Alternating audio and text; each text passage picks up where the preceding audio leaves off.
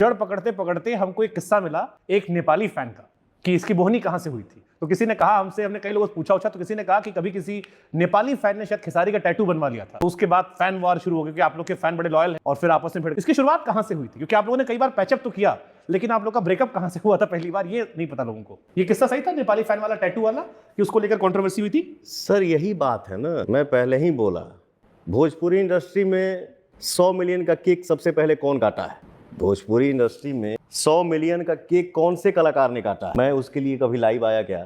मैं गाना गाता हूं तो 1 महीना 2 महीना 3 महीना लगातार ट्रेंडिंग में रहता हूं। मैं लाइव आके कभी उसका बखान किया क्या? मैं क्या हूं? भोजपुरी कलाकार 20 दिन में 100 मिलियन क्रॉस देख लिया। भोजपुरी का एक छोटा सा कलाकार 20 दिन में 100 मिलियन प्लस का मुंह देख लिया। इसके लिए मैं लाइव आके बोला क्या मैंने पहली बार ये किया, मैंने ये कर दिया?